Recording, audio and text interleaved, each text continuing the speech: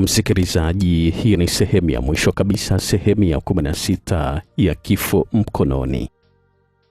Sehemu iliyopita, kama unakumbuka vizuri, tulipokuwa tumeishia, ilikuwa ni pale ambapo Collins Tembo alikuwa ameshawamaliza askari wote wa vikundi vya waasi, na sasa alikuwa ameshawasiliana na Brigadia Jenerali Kisona ili kusudi wakutane.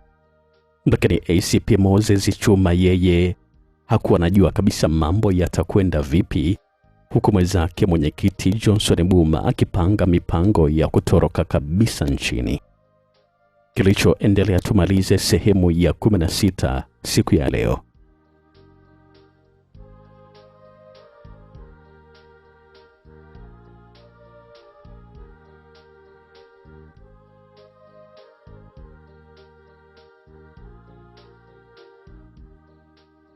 Huko upande wa pili tena, msikilizaji, sio kwamba ACP Chuma hakuiona simu yake wakati anaita. Ni kwamba alikuwa anaiona vizuri kabisa ikiwa anaita, lakini alikuwa anaichunia makusudi kabisa. Maana hakuwa anaamini kwamba mwenyekiti Mbuma alikuwa amechomoka pale kwenye kibano. Yeye akiwa na yule dereva Kawonga walikuwa naendelea tu na safari yao kuelekea mjini, na mwendo ukiwa ni mkali. Unashukia wapi kijana? Alikuwa anauliza pale swali ACP Chuma. Mimi na kama jengo afande, alikuwa anajibu pale Kawonga. Sawa basi, twende mpaka mjini, mimi inabidi niende ofisini. Alikuwa anazungumza pale Chuma, ambaye alipanga kuzuga hivyo ili kusudi watu waamini kwamba muda wote alikuwa ofisini na sio sehemu nyingine yoyote ile. Lakini basi wakati huo wakina Kututu wanakwenda na gari mpaka wanapokuta mto mkubwa ambao unaikomesha barabara hiyo. Naona ukuwa kuna njia. Alikuwa anazungumza pale PC Sengwa, na watu wanashuka kwenye gari ili kusudi kuhakikisha kile ambacho alikuwa anahisi. Kwa sasa kamanda, tutafanyaje hapa? Alikuwa anauliza pale swali mwenyekiti Mbuma. Hapa tuna la kufanya mwenyekiti, zaidi ya kugeuka na kurejea tulikotoka ili kusudi tukatafute njia nyingine. Alikuwa anajibu vile Kututu, lakini kabla hawajaingia katika magari wakasikia ngurumo ya gari sambamba na mwanga wa gari unakuja katika upande wao. Oya, gari gani tena hilo? Alikuwa anauliza pale swali Kututu kwa sauti ya mashaka, huku wote walikuwa wanatulia na kusikiliza vizuri. Masikio yao yalinasa miunguruma miwili. Naona ni magari mawili, atakuwa ni yale magari ya jeshi yale. Alikuwa anazungumza pale PC Sengwa, ambaye alitambua milio ya magari ya jeshi. Hoya, sasa wakituona hapa tutasemaje? Alikuwa anauliza pale swali Kututu. Hapa kusema kweli kabisa sidhani kama tuna utetezi wote ule. Kama vipi tuvuke mto kwa miguu tukajificha kule mbele? Maana kama watatuona hapa itakuwa ni hatari sana. Alikuwa anazungumza pale PC Shabani. Na hili gari sasa itakuwaje? Ingiza gari kichakani haraka kabla hujafika hapa. Alikuwa anazungumza pale Kitutu, na ni kweli kabisa haraka sana PC Sengwa akaingiza gari kwenye kichaka mita kama 50 katika mashamba ya mahindi, na kisha wakaondoka haraka kuvuka upande wa pili wa mto na kujibanza sehemu wakisikilizia. Huku nyuma yao magari mawili ya jeshi yanakwenda kusimama pale ambapo walikuwa wametoka wao, na kisha wanajeshi wanashuka na kusimama kwa mtindo wa kujilinda kwa mzunguko, yani pande zote 4. Afande, njoone. Alikuwa anazungumza pale askari mmoja, na Brigadia Kisona alikwenda haraka na kutazama kile ambacho alikuwa ameitiwa na huyo askari akiongozana na Sergeant Masalu, huku askari wengine walikuwa wanaendelea kuwa makini na ulinzi.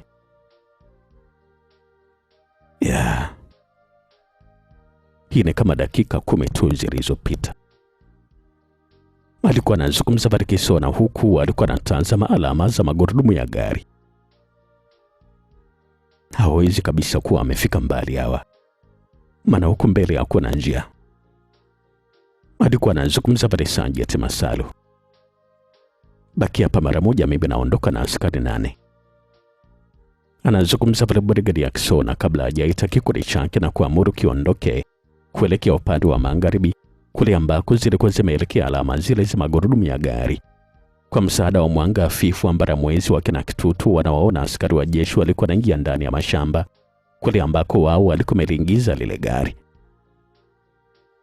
Oya, hapa tunatakiwa kutembea, maana sio msalama tena kwetu. Alikuwa anazungumza pale kitutu, na huku alikuwa anaongoza kuifuata ile njia ambayo ilikuwa inaelekea kusini. Na huku sasa tunaelekea mpaka wapi jamani? Alikuwa anauliza pale swali Obrisi Buma, ambaye bado alikuwa na bandeji usoni mwake, bandeji ambazo zilikuwa zimetokana na kipigo ambacho alipokea jana kutoka kwa kijana wetu Kolisi Tembo wakati wapo pale katika benki ya biashara. Tutaenda kuangalia njia ya kugeuka nayo mbele ya safari. Alikuwa anazungumza pale kitutu, na huku alikuwa anatembea kwenye njia hiyo ambayo ilikuwa imekatiza katika mashamba ya mahindi. Lakini huko mjini, msikilizaji, majira haya ya usiku kuelekea saa 6, kijana Faridi pamoja na mrembo Aziza walikuwa wameshahamia chumbani tayari. Na kusema ukweli kabisa, msikilizaji, siweze kusimulia kile ambacho kinaendelea chumbani, maana ilikuwa ni zaidi ya hatari. Askari hawa wawili walikuwa wanacheza gwaride mbele chumbani, utadhani kwamba kulikuwa na ugomvi. Geuka nyuma basi, panua miguu. Binua kidogo kiuno na ugeuke mbele, inua miguu juu. Alikuwa anazungumza pale Faridi, na haikuwa ni sehemu moja. Mara walikuwa wanafanyia kitandani, mara kwenye kochi, mara ungesikia mtu apandishe miguu kwenye meza, ama ungesikia ngoja ashikilie kabati. Yani ilikuwa ni tafarani tu. Lakini wakati huo huko nje, wakina Kobro Sebastiani mara baada ya kutosheka na starehe zao wakaamua kuelekea nyumbani, na kila mtu alikuwa anachukua usafiri wake. Yani Kobro Seba pamoja na mke wake Amida, wao walichukua bodaboda moja, huku Inspekta Mahundi naye alikuwa anachukua bodaboda ya kwake. Lakini sasa, kabla hawajafika mbali, simu ya Inspekta Mahundi ilianza kuita. Alipotazama mpigaji, aliona kwamba alikuwa ni RCO Mgimba. Oya Seba, subiri kidogo kwanza, naona RCO anapiga simu. Alikuwa anazungumza vile Inspekta Mahundi kabla ya kupokea simu hiyo.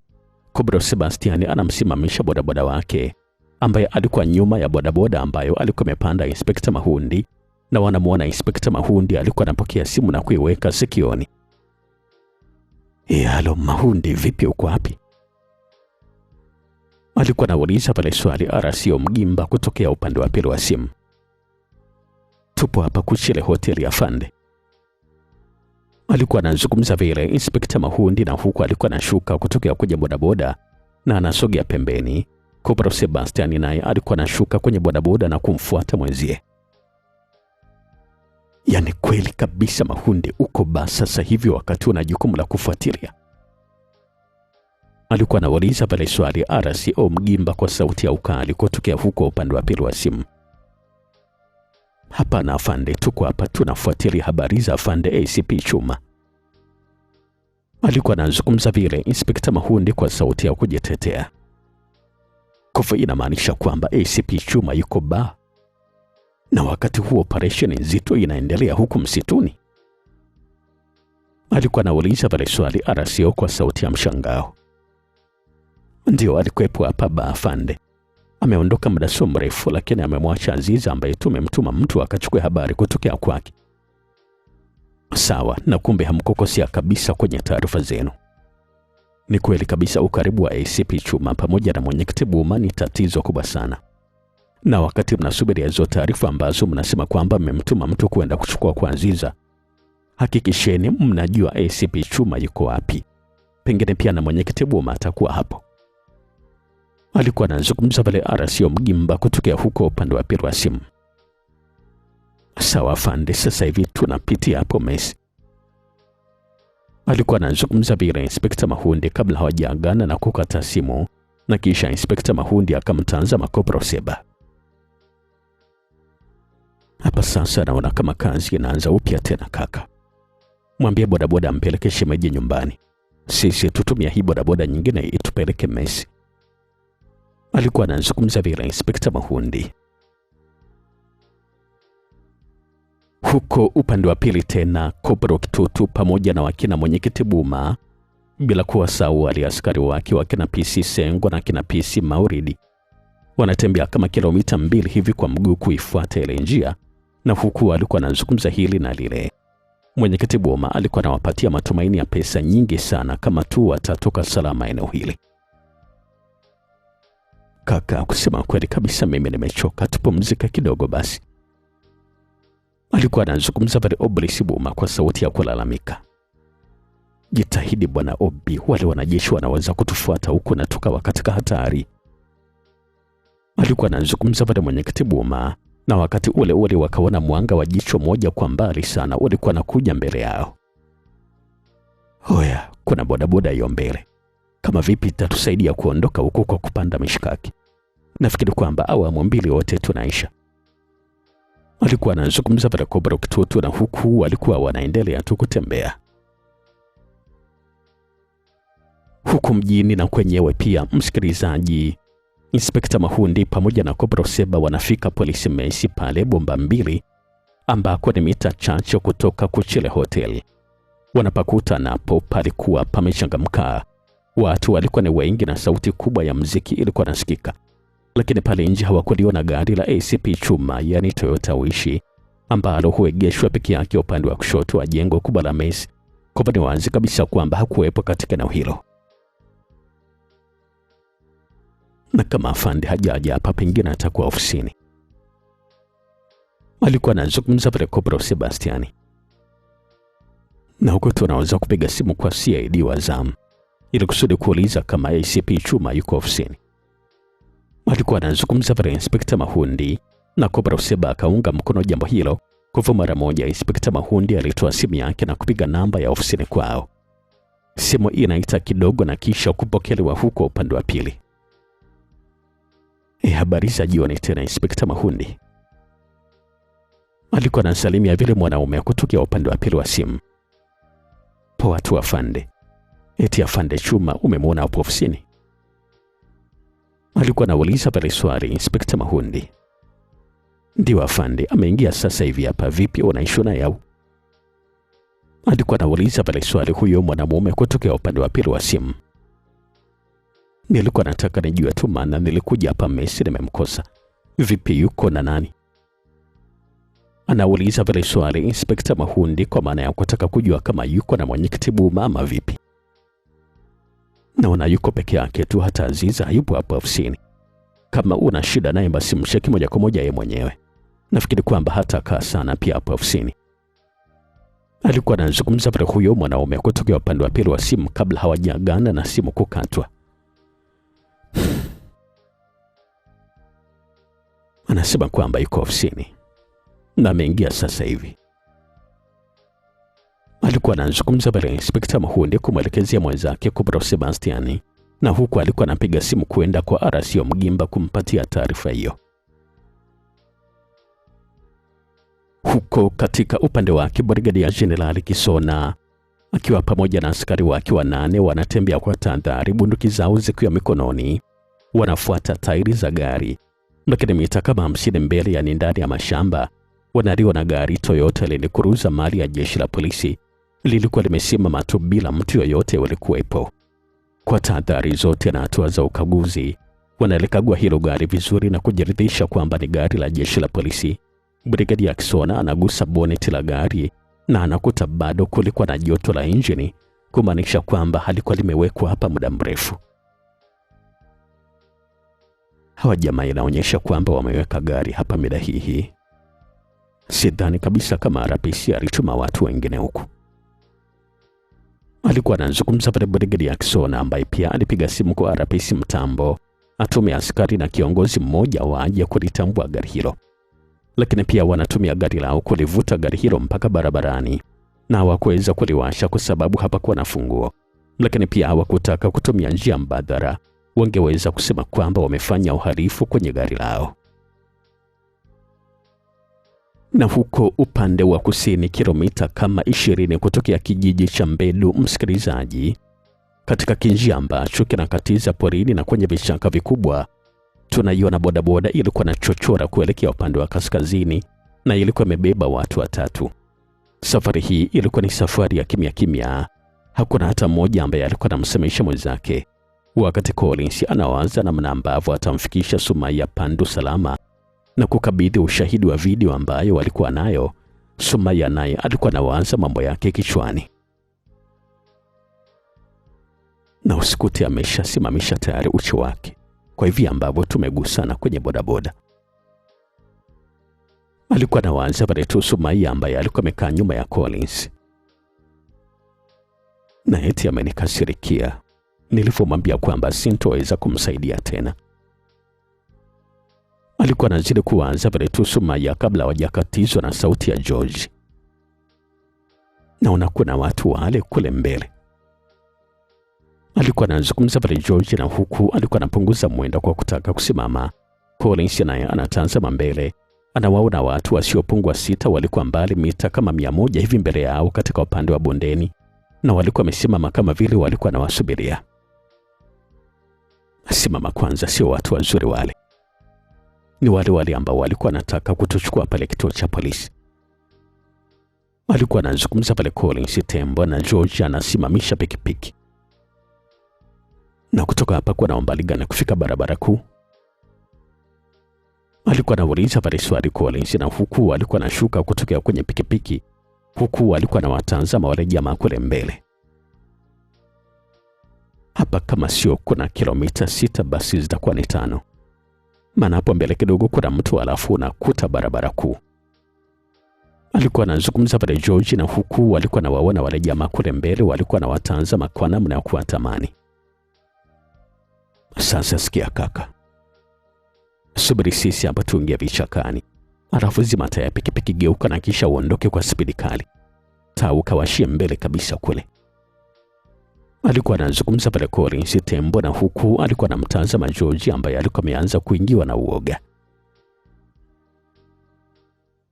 Tukielekea tena upande wa pili, tunakuja hapa njia panda ya Mkongo, yani kule Mtwara Pachani. Hapa anaonekana RCO Mgimba alikuwa anazungumza na simu akiwa pamoja na RPC Mtambo, RTO pamoja na OCFFU. Wote walikuwa wamesimama pembeni ya gari kubwa ambalo lilikuwa limebeba kontena. Okay, sawa, hakuna shida kabisa Inspekta Mahundi. Nafikiri kwamba kila kitu kitafahamika tu mara baada ya kupatikana Inspekta Maya. Alikuwa anazungumza pale RCO Mgimba, na wakati huo yanaingia magari mawili Land Rover Puma mali ya jeshi la ulinzi. Moja kwa moja yanakuja mpaka pale shuleni na kusimama pembeni ya lile gari kubwa la mizigo. Kwenye moja kati ya magari yale anashuka Meja Jenerali Haule ambaye anasalimiwa na RPC Mtambo kwa kupigwa saluti. Poleni sana RPC. Na kusema kweli kabisa mnahitaji pongezi kubwa sana. Alikuwa anazungumza pale mzee Haule, huku askari walikuwa wanasubiria amri ya kuanza kazi. Lakini Brigadier Jackson ndio anastahili pongezi zaidi kwa hili afande. Na hata sisi naweza kusema kwamba tayari tumeshampongeza. Alikuwa anazungumza pale RPC. Na yuko wapi Kisona mwenyewe? Alikuwa anauliza pale swali Meja Jenerali Haule. Wameelekea huko mbele mara moja. Basi sawa, wacha najaribu kama yuko kwenye network nizungumze naye. Alikuwa anazungumza pale Meja Jenerali Haule, huku alikuwa anatoa simu yake mfukoni.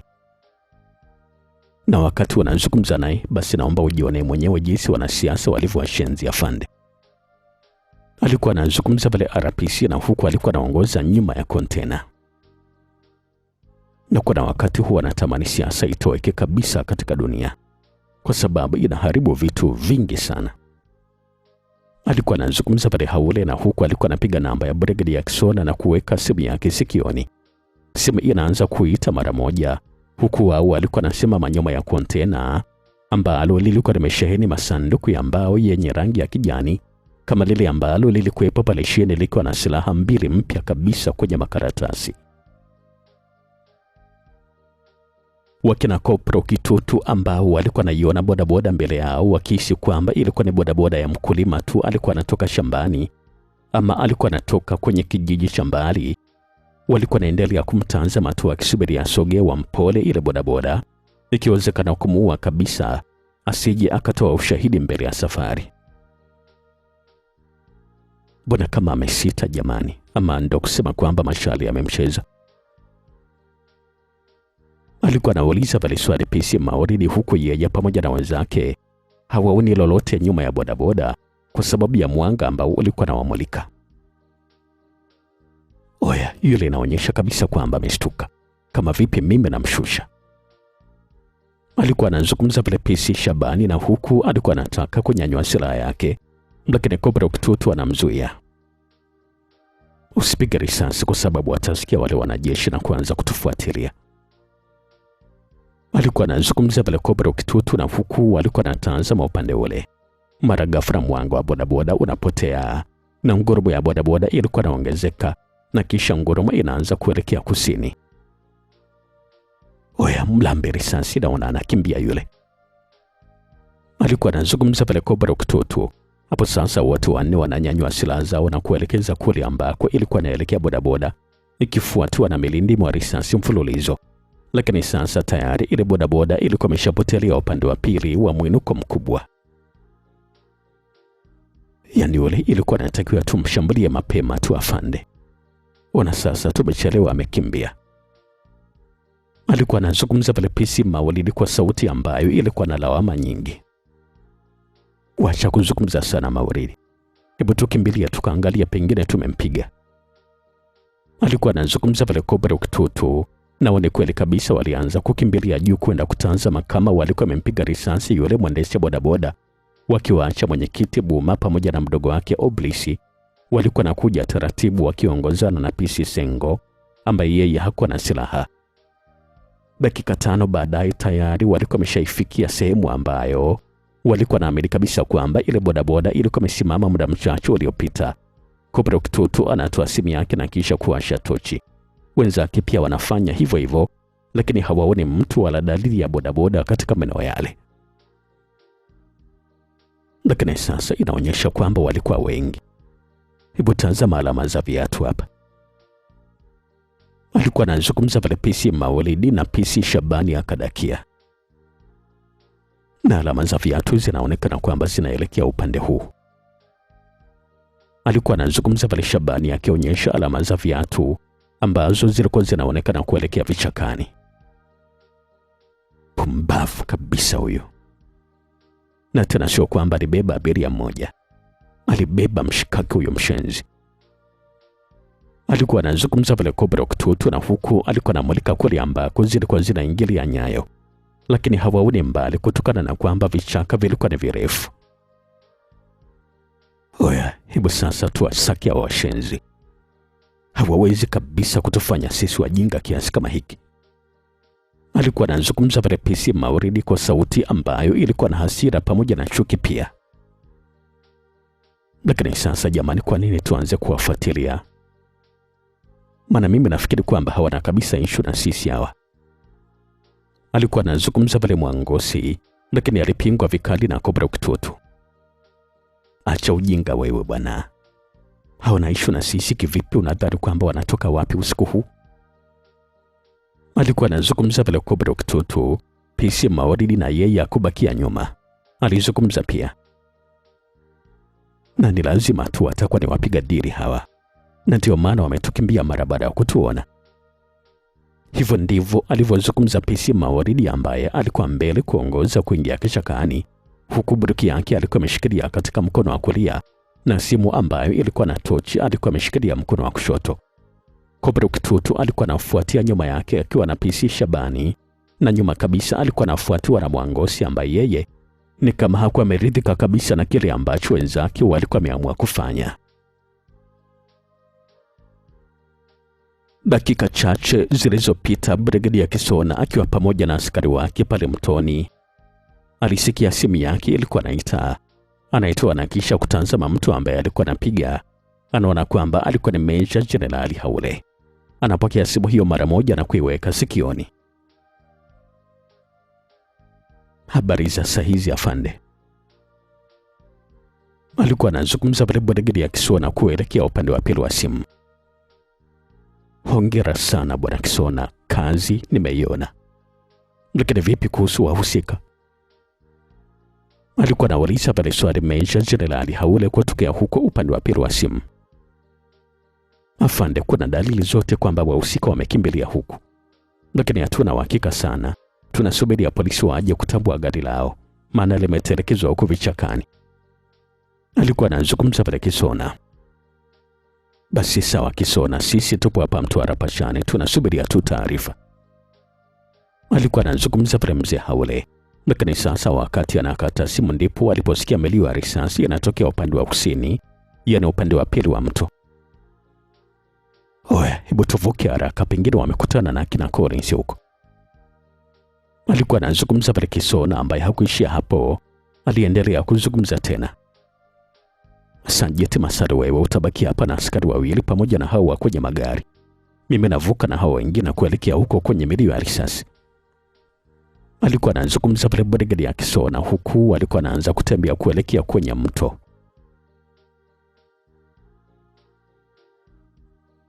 Tukielekea upande wa mjini, msikilizaji, huko nako maeneo ya makao makuu ya jeshi la polisi mkoa wa Ruvuma, nje wanaonekana askari wachache wakizungumza hili na lile, na walikuwa wanapeana taarifa za operesheni ambayo ilikuwa inaendelea huko Mtwara Pachani. Wengine walikuwa wanapigiana simu na wenzao na kusimuliwa kilichotokea, na huku baadhi yao walikuwa wanatumia na picha pamoja na video ambazo zilikuwa zimechukuliwa katika eneo la tukio, zikionyesha miili ya waasi wa Vumbi pamoja na miili ya majeruhi pia, bila kusahau picha za kontena pamoja na silaha. Na walikuwa wanawatumia wenzao ambao walikuwa katika mikoa mingine. Lakini sasa wakati ule ule ofisini kwa staff officer ACP Moses Chuma, anaonekana mzee Chuma alikuwa amejilaza kwenye kochi na kichwa kilikuwa kinatanza mapanga boy ambalo lilikuwa linazunguka juu ya dali. Hakuwa na dalili ya kusinzia kabisa kama lengo lake lilivyokuwa. Mawazo mengi yalikuwa na mzonga kichwani. Najua kina Cobra Kitutu wao wanaweza kuchomoka kule porini, lakini sasa sijajua kwa kina Buma itakuwaje. Alikuwa anawaza pale tu mzee Chuma ambaye simu yake haikuwa inashikika, maana kila pale ambapo alikuwa anaishika ile kusudi apige kwa Cobra Kitutu, anajikuta alikuwa anaiweka tena pembeni. Lakini sasa itakuwaje kama atakuwa amekamatwa? Alikuwa anawaza pale tu ACP Chuma ambaye mwisho alipata wazo la kumpigia Aziza angalau aje hapa ofisini kumtoa upweke. Chuma kweli kabisa anachukua simu yake na kumpigia afande Aziza. Simu inaita muda mrefu mpaka inakatika bila kupokelewa. Ama katakuwa kameshalala tayari haka nako. Alikuwa anajiuliza pale swali mzee Chuma, na huku alikuwa anapiga tena simu. Lakini sasa ilikuwa ni kama mwanzo tu. Simu inaita mpaka inakatwa bila kupokelewa.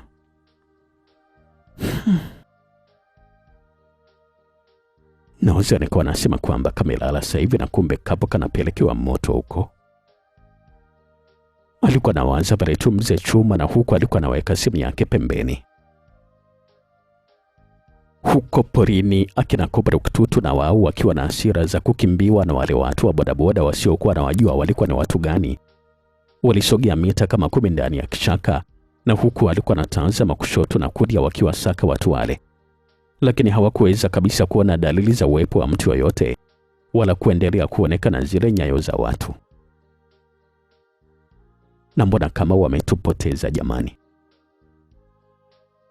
Alikuwa anauliza pale swali PC Shabani, lakini Mawaridi akajibu kwa hasira. Hawa wasenge watakuwa maeneo haya. Na nasema kabisa kwamba ole wao tuwakamate. Alikuwa anazungumza pale PC Mawaridi kwa sauti ambayo ilikuwa na hasira ya wazi kabisa. Ungesema kwamba alikuwa anawajua hao watu ambao walikuwa na wasaka. Lakini basi kabla hawajasogea mbele zaidi wakasikia sauti kutoka nyuma yao. Mnamjua mtu mnayemtafuta? Lilikuwa ni swali ambalo kusema ukweli kabisa liliwastua vibaya mno wanaume hawa wote wanne. Ile tu wanageuka kwa haraka kutazama kule ambako alikuwa ametoka, na kwa msaada wa tochi wanamwona kijana mdogo tu mwanaume ambaye alikuwa amesimama nyuma ya mwangosi na mkononi alikuwa ameshikilia kisu. Collins Tembo. Anazungumza vile Cobra Kitutu kwa sauti ya chini iliyokuwa na mshangao wenye mshtuko mkubwa, bila kuamini kile ambacho alikuwa nakiona. Na kabla hajajua kabisa ni kitu gani cha kufanya, ngumi nzito ya kilo 500 ilikuwa inaelekea usoni kwa Mwangosi. Lilikuwa ni tukio la ghafla ambalo lilimfanya Mwangosi ashindwe kujitetea na kuiachia ngumi ifike usoni mwake sawia kabisa na kumpeleka chini kama kifurushi cha mihogo. Shambulia huyo, shambulia! Alikuwa anapiga kelele Cobra Kitutu, na wakati huo kama vile kila mmoja wao alishajua kile ambacho alikuwa anatakiwa kufanya. Maana kila mtu pale alianza kuhangaika kuko kiburuki yake, kitu ambacho kilikuwa ni kosa kubwa sana kwao. Maana kitendo bila kuchelewa, kwa wepesi wa hali ya juu na kasi kama umeme, Collins anapitisha kisu shingoni kwa PC Shabani, na ile kufumba na kufumbua Cobra Kitutu anainua mtoto wa bunduki yake. Anaona mikono ya Collins ilikuwa inaachia kitu fulani kuja kwake. Maskini Cobra Kitutu alikuja kutambua ni kitu gani ambacho kilikuwa kimetupwa mara baada ya kitu chenye ncha kali kukwama shingoni mwake, huku Collins mwenyewe alikuwa anajitupa katika upande wa kushoto, na wakati huo mtoko wa risasi mmoja ulikuwa nasikika. Na huyo alikuwa na PC Mauridi ambaye alishuhudia Cobra Kitutu alikuwa amesimama na kisu kilikuwa kimezama shingoni mwake, unaonekana mpini wake. Basi hata yeye anapoinua silaha yake na kuachia risasi moja kumelekezea Collins, anakuwa ameshachelewa tayari. Maana anamwona Collins alikuwa anatua chini upande wa kulia kwake, yani kulia kwa PC Mauridi na ndio kushoto kwa Collins, na ile aseme kwamba ageuzi mtutu kwa Collins. Tayari Collins alikuwa bovani mwake ameshika silaha na kuielekeza juu. Wakati wa PC Mauridi alikuwa anaachia risasi nyingine ambayo inatoka na kuelekea hewani. Wanatazama na uso kwa uso kwa sekunde kadhaa, japo kijana huyu mwanzo kule kituoni alikuwa anamuona kwamba alikuwa ni mpole na alikuwa na sura ya kibisho kabisa, lakini sasa Mauridi alikuwa anamuona kijana huyu alikuwa na sura kama ya zimwi. Kama nitakuwa sijakosea ni kwamba nilikuagiza utunze kumbukumbu. Alikuwa anazungumza pale Collins Tembo, na huku alikuwa anamtazama PC Mauridi ambaye alikuwa ametoa macho anamtazama Collins. Ni kweli kabisa, Collins alimwambia PC Mauridi atunze kumbukumbu, na hiyo ilikuwa ni kutokana na kipigo ambacho alikuwa amempatia kule kituoni jana. Huyu mshenzi mbona anakuwa kama mnyama kabisa, alikuwa anawaza pale PC Mauridi. Lakini sasa kabla hata hajamaliza kuwaza vizuri, tayari mwili wa silaha yake ulikuwa nakuja kwa kasi usawa wa mdomo wake na kupiga pale ambapo alikuwa amepigwa jana usiku. Pengine ilikuwa ni mida kama hii vile vile. PC Mauridi anaachia silaha na kuziba mdomo wake kwa mkono wa kulia, huku mkono wa kushoto alikuwa anamwonyesha Collins kwamba amwachie kidogo. Subiri kwanza kaka, tunaweza kuzungumza tafadhali. Alikuwa anazungumza pale PC Mauridi kwa sauti ya kuomboleza.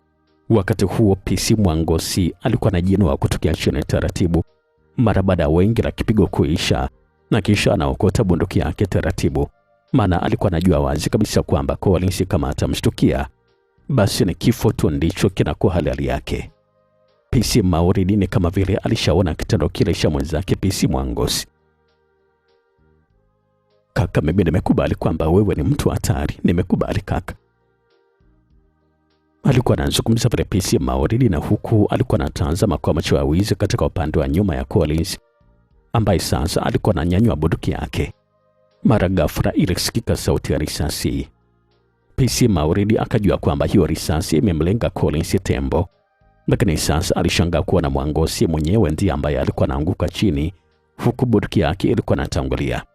Kwa macho yake yote mawili Mauridi anamuona Inspekta Maya alikuwa na silaha yake na alikuwa anatembea kuwasogelea pale ambapo alikuwepo. Na akiwa katika mshangao, Mauridi anashtukia kitako cha bunduki kilikuwa kinakuja usawa wa uso na kutua katika usawa wa pua pamoja na mdomo. Maumivu yake yalikuwa ni makubwa sana, na usije kuomba kabisa ya kukute. PC Mauridi anainama, na huku alikuwa anaachia yowe kali la maumivu, anajipapasa sehemu ambayo alikuwa amepigwa. Nisamehe sana kaka, tafadhali sana. Alikuwa anazungumza pale Mauridi, na huku alikuwa anamwona Collins anachomwa kisu kutokea kwenye koo la kitutu ambaye bado alikuwa anatapatapa. Nani akusamehe mshenzi wewe? Nyinyi ndio mlinisingizia mimi nimeua askari ambao nilikuwa nao pamoja kwenye doria jana usiku. Na ni kwa nini mlifanya kama hivyo? Aliyeuliza swali hilo alikuwa ni Inspekta Maya ambaye alikuwa ameshawafikia na kusimama pembeni ya Collins. Lakini sasa afande, hayo yalikuwa ni maagizo ya afande Chuma na sio sisi wenyewe. Alikuwa anazungumza pale Mauridi ambaye eneo la mdomo wake lilikuwa limejawa na damu nyingi sana. Kwa sasa Chuma alikwambia kwamba yeye ndio yuko juu ya sheria, si ndio? Unataka kunikamata mimi Inspekta bila kibali wala vielelezo vyovyote vile? Hilo linawezekana vipi? Alikuwa anauliza pale maswali Inspekta Maya kwa sauti ambayo ilikuwa na hasira. Lakini sasa Inspekta, kusema kweli kabisa mimi sihusiki na chochote. Labda Kopro Kitutu. Mungu kabisa wewe, hebu kaa kimya. Alikuwa anazungumza pale Inspekta Maya kumkatiza PC Mauridi kabla hatajamaliza kuzungumza kile ambacho alikuwa anataka azungumze. Na huko alikuwa ananyanyua mtoto wa bunduki yake na kuachia risasi moja ambayo inakwenda kupasua kabisa goti la Mauridi ambaye anaachia yoe la maumivu makali. Kweli kabisa Inspekta, sio mimi. Mimi nilikuwa napokea maelekezo tu na sikuwa naweza kabisa kuyakataa. Alikuwa anazungumza pale PC Mauridi kwa malalamiko ambaye kwa mara ya kwanza katika moyo wake alikuwa anajutia matendo yake na kikundi ambacho alikuwa amejiunga nacho. Na ni kwa nini hamkutaka nizungumzie na RPC? Nyinyi mlikuwa mnataka kunipeleka kwa ACP Moses Chuma na mlikuwa mnajua kabisa kwamba ni kitu gani ambacho alikuwa anataka kunifanyia. Alikuwa anauliza pale swali Inspekta Maya, na hapo PC Mauridi ambaye alikuwa amelala chini anakosa kabisa jibu la maana la kutoa. Kusema kweli kabisa naomba unisamehe sana Inspekta. Mimi nilikuwa natumwa tu, sikuwa najua chochote. Alikuwa anazungumza pale PC Mauridi. Lakini sasa safari hii Inspekta Maya hakumpatia nafasi ya kueleza zaidi, maana alielekeza mtoto kwenye kichwa cha PC Mauridi na kisha akasogomeza trigger. Unasikika mlipuko wa risasi na huko risasi ilikuwa inatoboa kwenye paji la uso la Mauridi ambaye anatulia kimya pale pale. Maisha yake katika dunia yanaishia hapo. Tuondoke mara moja, maana afande Kisona anatusubiria mbele. Alikuwa anazungumza pale Collins na huku alikuwa anatembea kuelekea sehemu ambayo alikuwa ameacha mizigo yao.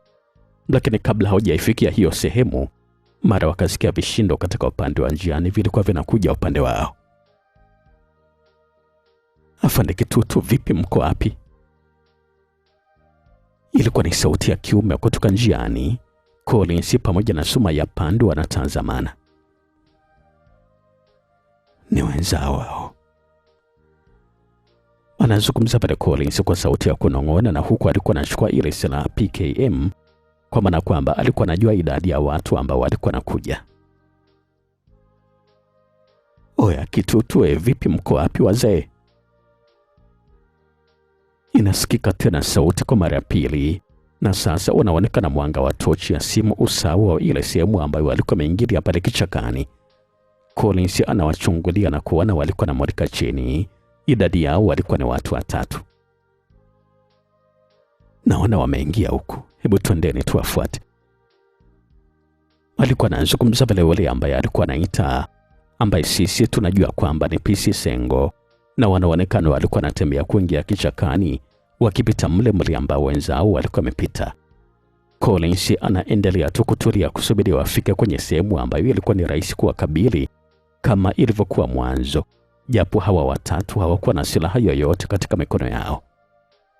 Mwenyekiti Johnson Buma akiwa nyuma ya dereva huyu wa jeshi la polisi yani PC Sengo, na nyuma kabisa akiwepo mdogo wake Oblis Buma, wanatembea mita kadhaa kichakani na huku walikuwa na mulika mbele.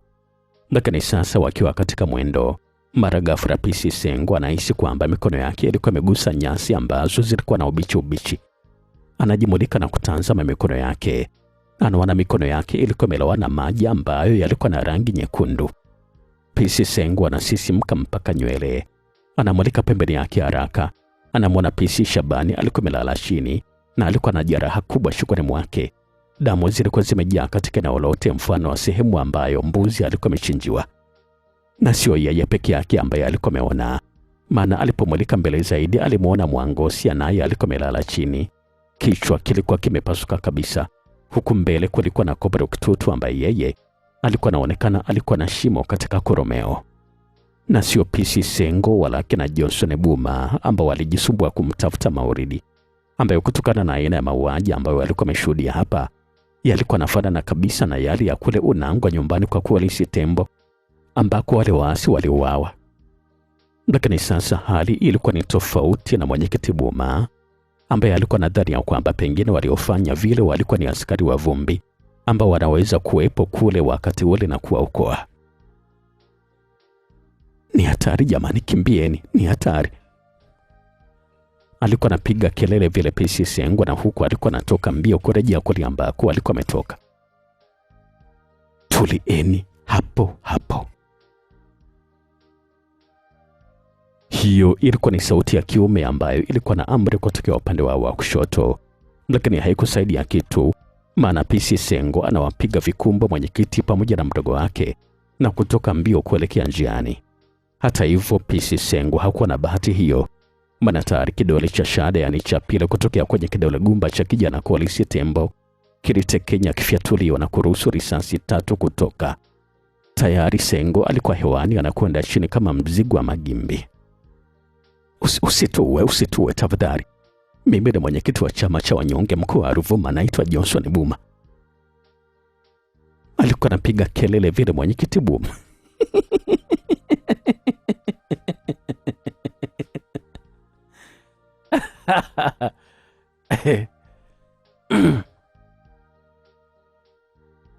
Alikuwa anapiga kelele vile mwenyekiti Buma, akidhani ya kwamba huyu atakuwa ni mmoja kati ya askari wake waasi kutokea msituni. Na kusema kweli kabisa, hilo lilimshtua sana Polisi Tembo ambaye anawasogelea wale wote wawili ambao bado walikuwa chini. Umeamua kuja wewe mwenyewe kwa ajili ya kuifuata simu yenye ushahidi, si ndio? Alikuwa anawauliza pale swali Polisi kwa sauti ya utulivu, na huku alikuwa anawatazama akina Buma. Kauli hiyo inamshtua sana mwenyekiti Buma. Yeye pamoja na mdogo wake Oblisi wananyanyua nyuso zao kumtazama Polisi, na pale Oblisi anapomwona Polisi anamtambua mara moja kwamba huyu ndio alimshushia kipigo cha Mborokenge siku ya jana. Kaka, ni huyo ndio ambaye alinipiga jana pale tukiwa katika benki ya biashara. Alikuwa anazungumza pale Oblisi kwa mshtuko, na huku alikuwa ni kama ameona mzimu. Mwenyekiti Buma anamtazama mdogo wake ambaye anasotea makalio kurejea nyuma. Ilikuwa inaonyesha wazi kabisa kwamba uoga ulikuwa ni mkubwa, na kisha anamtazama Polisi kwa macho ya mshangao kweli kweli. Ina maana kwamba wewe ndio uliwaua vijana wale 9 kule Unangwa? Anauliza pale swali mwenyekiti Buma. Wakati huo bidada Sumaya Pandu naye alikuwa anajitokeza kwa tahadhari kubwa, na alikuwa na bunduki yake mkononi. Achana na wale wajinga 9. Lakini pia nimeshikimaliza kikosi chote ambacho kilikuwa kinanifuata porini. Alikuwa anazungumza pale Polisi Tembo, na hapo mwenyekiti Buma alishusha pumzi ndefu. Unapita ukimya mfupi kabla mwenyekiti hajavunja ukimya huo. Sawa, basi naomba niambie unahitaji kiasi gani cha pesa ili kusudi unipatie simu yenye ushahidi na uniache niondoke zangu. Alikuwa anauliza pale swali mwenyekiti Buma. Sidhani kabisa kama kuna jambo lingine ambalo unahitaji mwenyekiti, zaidi ya kukuona wewe unaozea gerezani. Alikuwa anazungumza pale Polisi, na wakati ule kuna sauti ilikuwa nasikika. Wekeni silaha zenu chini tafadhali, ni jeshi la ulinzi. Wekeni silaha zenu zote chini. Ilikuwa inasikika sauti ya kiume kutokea upande wa kusini. Polisi anamtazama Sumaya na kumpatia ishara ya kuweka silaha chini. Ni kweli kabisa, wote wanaweka silaha chini, huku walikuwa wanaonekana askari wa jeshi la ulinzi. Walikuwa wanaingia kwa umakini na silaha zao walikuwa wameelekeza kwao. Mmoja kati yao mwenye cheo cha brigadia anawasogelea akina Polisi akiambatana na wengine wawili, huku wengine walikuwa wanalizunguka eneo lile na kutazama upande wa nje. Yule askari ambaye alikuwa na cheo cha brigadia anawatazama akina Johnson Buma ambao walikuwa chini, na kisha anamtazama Collins tembo, na huku wale wengine walikuwa na watazama akina Collins kwa makini mkubwa. Mimi naitwa Brigadia Jenerali Joseph Kisona. Bila shaka wewe ni Collins tembo. Alikuwa anazungumza pale Kisona. Jambo afande. Ndiyo, mimi ni Collins William Tembo. Na huyu ni Inspekta Sumaya Pandu. Alikuwa anazungumza pale Collins, na huku alikuwa na bana mikono pamoja na miguu. Poleni sana kwa changamoto, lakini pia hongereni sana kwa kusababisha operesheni kubwa imefanikiwa. Alikuwa anazungumza pale Brigadia Kisona, ambaye pia alimwambia Collins na Maya wachukue silaha zao. Afande, naomba watumwe askari kule kijijini wakakusanya silaha, lakini pia kuangalia namna ya kufanya kuhusu mili iliyopo kule. Alikuwa anazungumza pale Collins Tembo, ambaye alielekeza sehemu zote ambazo palikuwa pametokea mashambulizi ya waasi, hasa kule katika kijiji cha Mbedu kwa Elias Mbune. Brigadia Kisona ni kweli kabisa alipiga simu pale pale kumwelekezea mzee Haule. Afande, tumeshafanikiwa kuwapata wahusika, lakini pia tumeshawapata akina Collins Tembo, japo wahusika wamejeruhiwa wakati wanajaribu kutoroka. Alikuwa anazungumza pale Kisona na kumshangaza kila mmoja pale, na mwenyekiti Buma ndio aliyeshangaa zaidi. Mnamzungumzia nani? Alikuwa anauliza pale swali mwenyekiti Buma kwa sauti ya mshangao. Tunakuzungumzia wewe pamoja na huyo mdogo wako Obris. Kwani huo ni kama umevunjwa miguu yote kwa risasi au?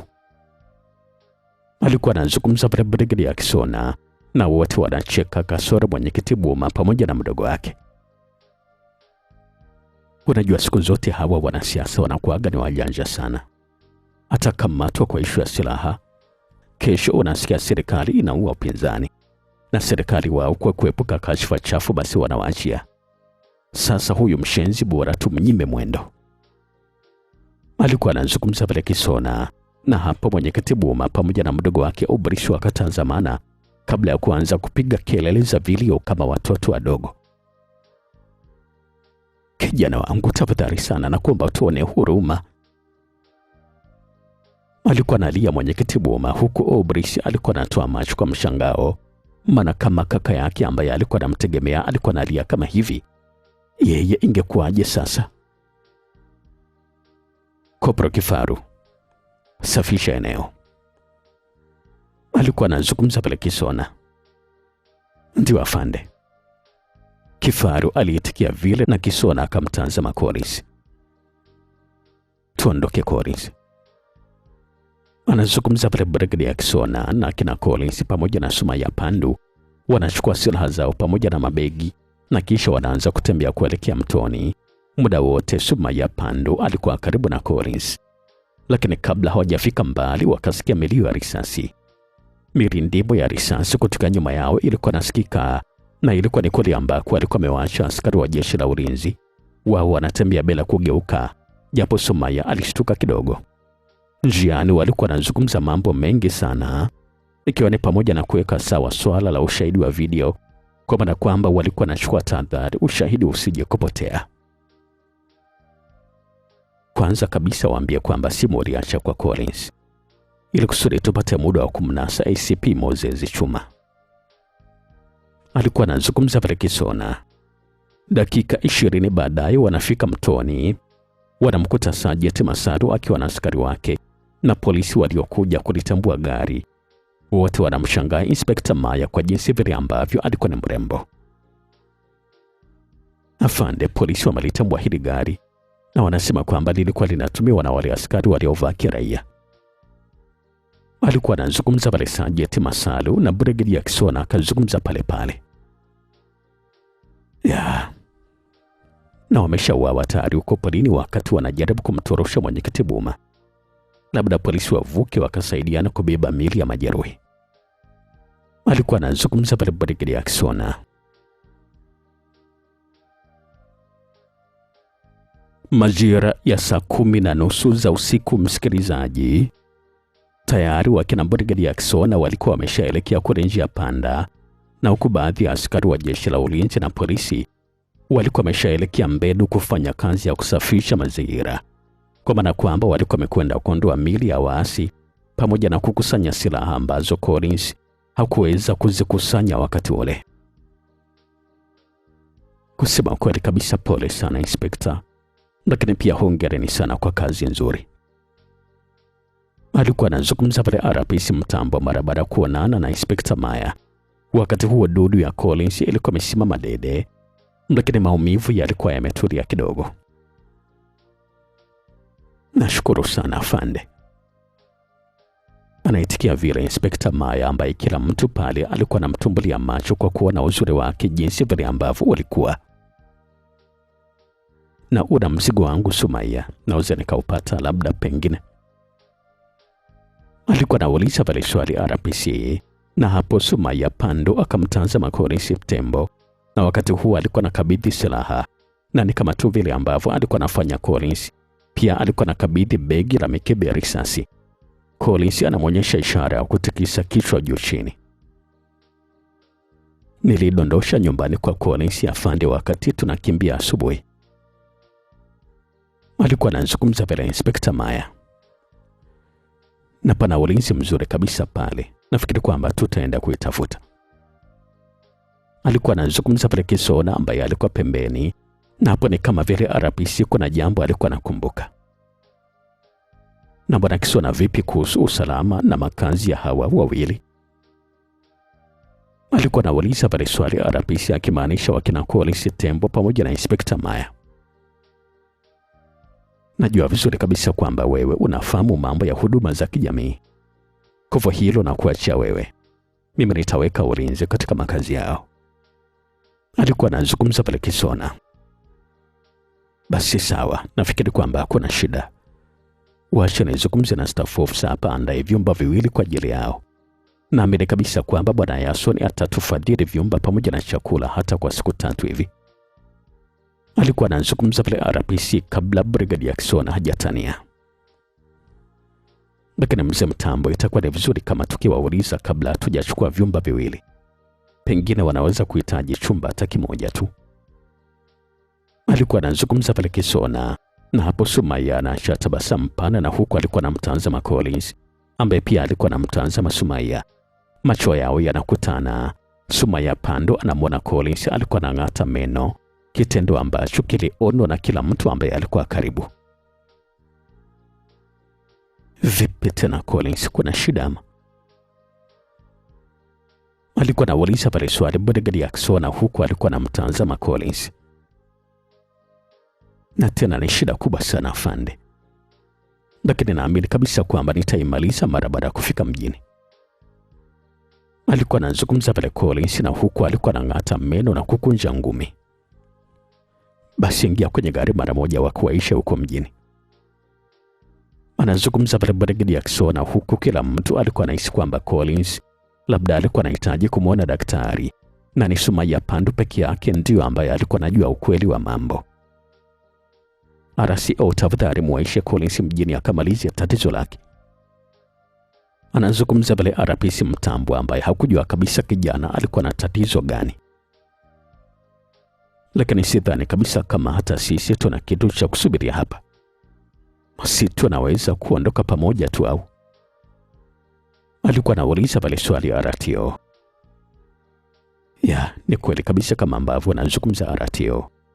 Maana hata wale nao wanasema kwamba tayari wameshamaliza kazi, kwa hivyo wako njiani wanakuja. Alikuwa anazungumza pale Kisona. Basi wacha mimi nipige simu mara moja kwa staff officer ACP Chuma ili kusudi afanye mpango wa vyumba pale Makimakulika Motel. Alikuwa anazungumza pale RPC, na huku alikuwa anabofya simu yake na kumpigia ACP Chuma. Simu inaita mpaka inakata bila kupokelewa. Bila shaka atakuwa ameshalala huyo mzee. Wacha kwanza nimpigie SSP Rehema. Anazungumza pale RPC Mtambo, na huku alikuwa anapiga simu kwa afisa mkuu wa dawati la jinsia na watoto ili kusudi kumpatia jukumu la kuandaa vyumba viwili katika hoteli ya Makimakuruga. Watu waingie kwenye magari sasa jamani, watu waingie katika magari mara moja. Alikuwa anazungumza pale Brigadier Kisona, na wakati huo wanawaona akina Buma na mdogo wake Oblis walikuwa wanapitishwa, na huku walikuwa na buruta miguu yao, maana miguu ilikuwa imeshachakazwa na risasi, na wanakwenda kupandishwa kwenye gari la wazi. Collins wewe kaingia kwenye gari lile pale. Alikuwa anazungumza pale RCO Mgimba akionyesha gari lake yeye ambalo lilikuwa limesimama kwenye barabara na magari mengine mara baada ya kutolewa kwenye mtaro kwa msaada wa magari ya jeshi, yani MFV. Collins Tembo anamtazama Inspekta Maya kwa maana ya kuhitaji begi lake ambalo bado alikuwa nalo, lakini Inspekta Maya anakataa kutoa begi. Badala yake anaongozana na RCO pamoja na Collins, na wote wanaingia kwenye gari. Dakika 5 baadaye safari ya kuelekea mjini inaanza rasmi. Huku mbele kabisa kulikuwa na gari la jeshi ambalo alikuwa analiongoza Sergeant Masalu, na nyuma yake kulikuwa na gari la kijeshi ambalo lilikuwa chini ya Brigadier Kisona. Mbele ya Kisona kulikuwa na gari la askari wa jeshi la polisi, na nyuma ya lile gari la Sergeant Masalu pia kulikuwa na gari la askari wa jeshi la polisi vile vile. Mara baada ya hapo magari ya viongozi pamoja na lile ambalo lilikuwa limebeba kontena na magari ya waasi pia yanavutwa na magari ya jeshi. Kwa sasa utaenda kuambia kitu gani hospitalini, Collins? Alikuwa anauliza pale swali Inspekta Maya kwa sauti ya chini kumwelekezea Collins, na wakati huo safari ilikuwa nazidi kuendelea kuelekea mjini. Kwani mimi nimesema kwamba naenda hospitali au? Alikuwa anajibu vile Collins. Sasa utajisaidia vipi? Anauliza vile swali Inspekta Maya. Nitajua huko tu nitajisaidia vipi mwenyewe. Anazungumza pale Collins, na hapo RCO Mgimba ambaye alikuwa hajaelewa walikuwa wanazungumzia kitu gani wake na Collins akamuuliza Inspekta Maya. Hivi Inspekta, ulifanya kosa gani siku ya kwanza kabisa uhamishoni na ukapewa adhabu ya kwenda kwenye doria? Alikuwa anauliza pale swali RCO Mgimba. Samahani afande, mimi nafikiri kwamba lilikuwa na jukumu tu, maana sikuwa nimefanya makosa yoyote yale. Alikuwa anazungumza pale Inspekta Maya. Hapo RCO akatikisa kichwa kukubali. Ni wazi kabisa kwamba alikuwa anaendelea kujihakikisha jambo fulani. Majira ya saa 11 za asubuhi, msikilizaji, ndio muda ambao ACP Moses Chuma alikuwa anastuka kutokea kwenye usingizi pale juu ya kochi. Akachungulia nje ambako sasa alikuwa anasikia kelele za askari na ngurumo za magari. Haoni kitu zaidi ya giza tu ambalo lilikuwa linaashiria kwamba palikuwa hapajakucha vizuri. Na hizo kelele za wapi sasa? Anajiuliza pale tu maswali mzee Chuma, na huku alikuwa anajiweka vizuri na kuchukua simu yake, na kisha anatazama muda. Saa 11 alfajiri. Wacha kwanza nikaoge na kisha nirejea tena hapa. Alikuwa anazungumza pale mzee Chuma ambaye alikuwa anaandaa utetezi wa kimazingira pale ambapo kesi ingekuwa ngumu kwake. Lakini pia simu yake ilikuwa na missed calls, na alipoifungua anaona mpigaji alikuwa ni RPC Mtambo, simu iliyopigwa dakika 30 tu zilizopita. ACP Chuma anapiga haraka ile namba ya RPC Mtambo, nayo inaanza kuita mara moja, huko kiroho kilikuwa kinamdunda, maana hakujua kabisa RPC ni kitu gani ambacho alikuwa anahitaji kumweleza. Simu inaita kwa sekunde chache tu na kisha inapokelewa.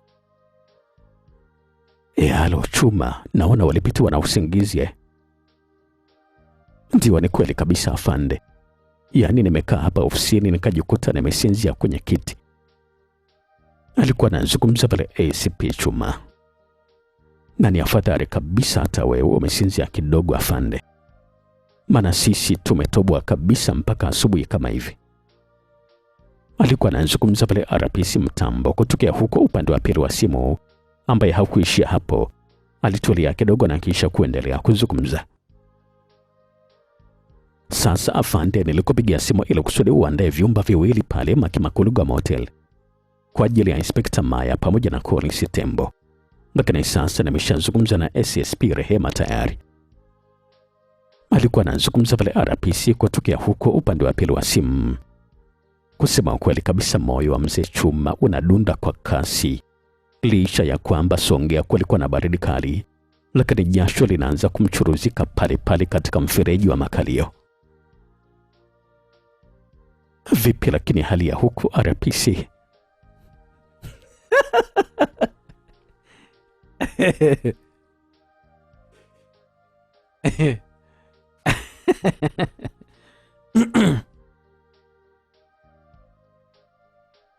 Vipi lakini hali ya huko RPC?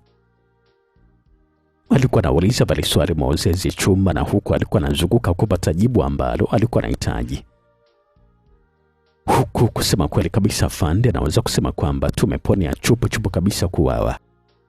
Lakini nashukuru Mungu kuona kwamba tumekamilisha jukumu letu vizuri na tumekamata kontena la silaha, lakini pia tumemkamata mwenyekiti Johnson Buma. Alikuwa anazungumza pale RPC Mtamba kutokea huko upande wa pili wa simu, ambaye alikuwa anaonyesha kwamba alikuwa mjini sehemu tulivu. Na vipi kuhusu huo ushahidi ambao anasema na umeshaupata pia? Alikuwa anauliza pale swali mzee Chuma, ambaye kiroho kilikuwa kinamdunda kweli kweli. Kuhusu ushahidi anasema kwamba simu iliyodondoka kwenye ile nyumba tuliyovamia asubuhi, wametumwa askari wakaitafute lakini hawajaiona. Alikuwa anazungumza pale RPC Mtambo na kumfanya staff officer ACP Moses Chuma ashushe pumzi nzito kwa kuibana, huku alikuwa anashikilia kifua. Kwa hiyo sasa hivi mko wapi? Sisi tuko hospitali ya jeshi hapa, tunapatiwa matibabu. Hata Buma na mdogo wake Obelisi wako hapa pia wanapatiwa matibabu, maana wamevunjwa miguu yao yote wakati wanakimbia. Alikuwa anazungumza pale RPC. Basi sawa afande, natuma askari waje kuwalinda hapo mara moja. Hapa anaachana nao kabisa bwana Chuma. Hawa jamaa watalindwa na jeshi la ulinzi, maana ni mtume wa wao huyu. Alikuwa anazungumza pale RPC, na hapo Chuma akastuka tena. Na kama ni hivyo basi sawa, wacha mimi nikaoge mara moja, na kama kuna lolote basi utanijulisha. Sawa, hakuna shida kabisa staff officer, wacha mimi nimpigie OCS wa Matimila mara moja. Alikuwa anazungumza pale RPC Mtambo kutokea huko upande wa pili wa simu, kabla hawajaagana na kisha simu kukatwa.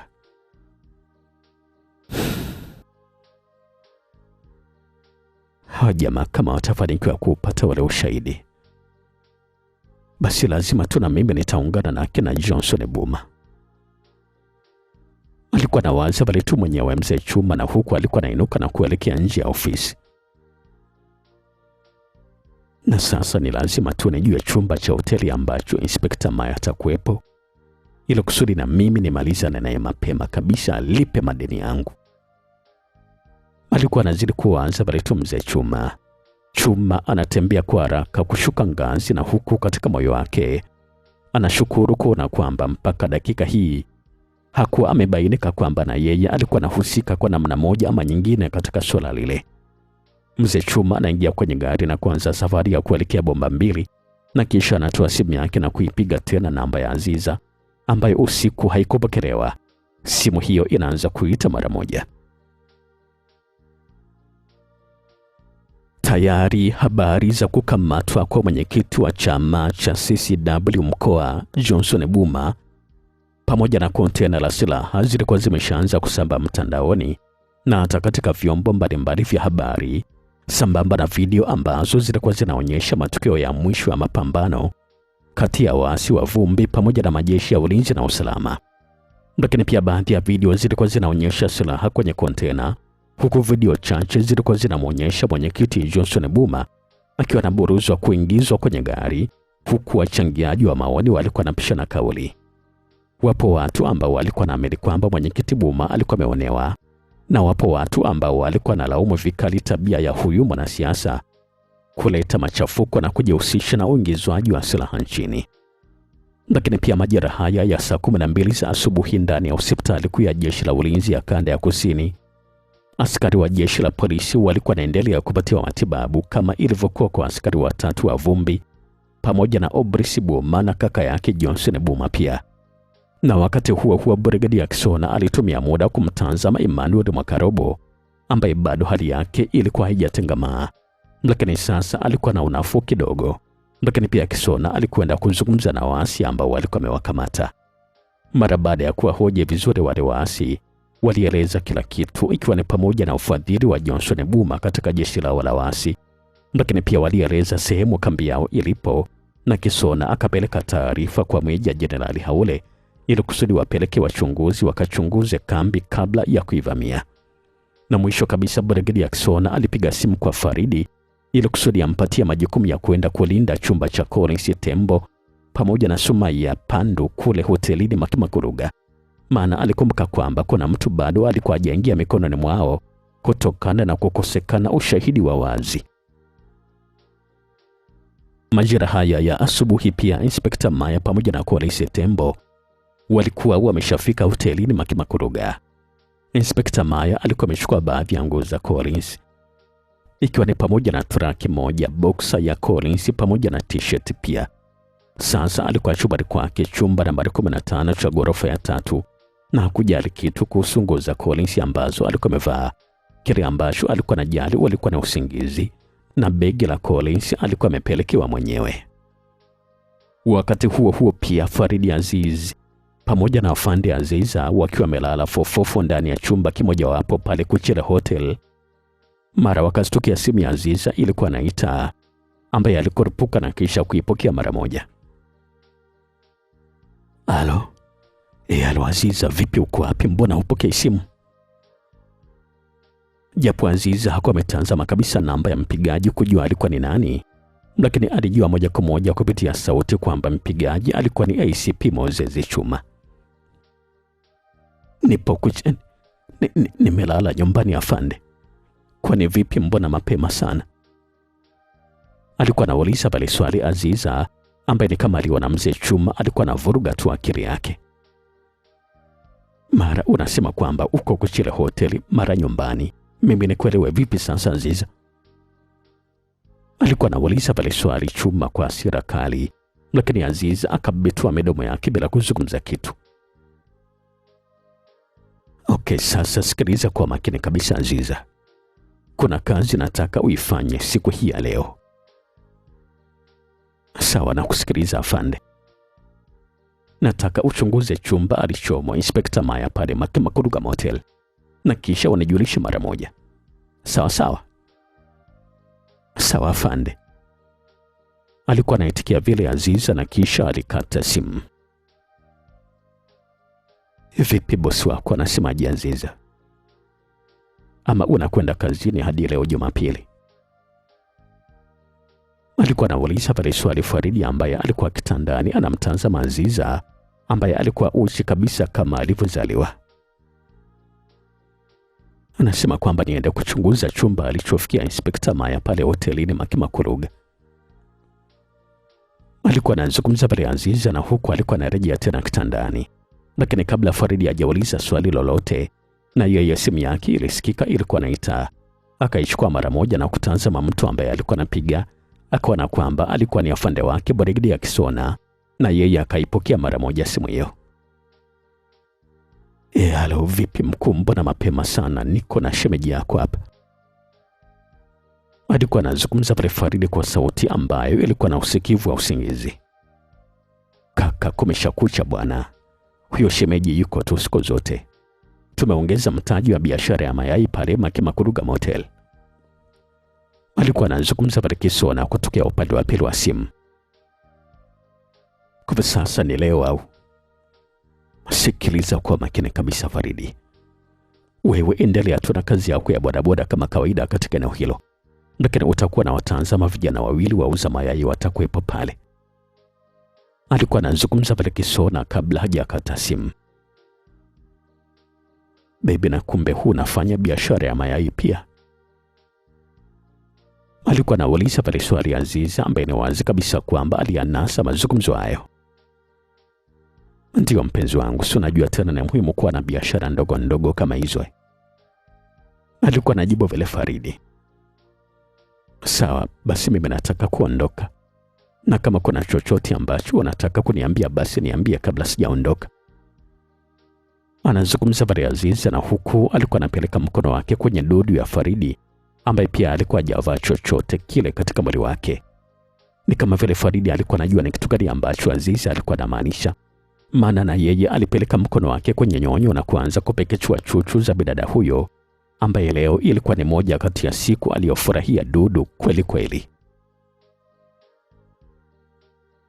Lakini huko upande wa pili nako, msikilizaji, Inspekta Maya anaonekana peke yake ndani ya msitu mnene. Giza lilikuwa limetanda. Maya anajaribu kuangalia upande wa kuelekea haoni. Anajaribu kukimbia na miguu yake kwenye vichaka vya nyasi ndefu, na anajaribu kumwita Collins Tembo, lakini sauti ilikuwa nakwama kwani mwake. Na wakati wa ghafla anamwona ACP Chuma alikuwa na askari waasi waliokuwa na bunduki, walikuwa nakuja mbio katika upande wake. Hapo sasa Inspekta Maya anakumbuka kwamba hakuwa na silaha yoyote ile. Wewe si unajifanya kwamba unanikimbia, si ndiwe? Alikuwa anazungumza pale ACP Chuma kwa sauti mbaya. Inspekta Maya anajiona sasa mwisho wake ulikuwa umefika. Hapo Inspekta Maya anaona kwamba alikuwa amenaswa katika mtego wa Chuma. Naomba uniache niende tafadhali sana afande. Alikuwa anazungumza pale Inspekta Maya, na huku alikuwa anaanza kulia, lakini mzee Chuma na wenzake wanacheka kwa pamoja. Inspekta Maya anajaribu kuanza kukimbia kwa nguvu, na hapo anakurupuka kitandani na kufumbua macho. Anahema kwa nguvu, na huku alikuwa anatazama yuko wapi.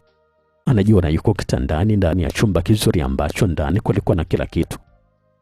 Sumaya ambaye alikuwa amevaa tracksuit pamoja na t-shirt anainuka kutokea pale kitandani na kusogelea dirisha. Anachungulia nje. Anaona kulikuwa na mwanga mzuri kabisa wa jua, na watu walikuwa naendelea tu na pilika za hapa na pale.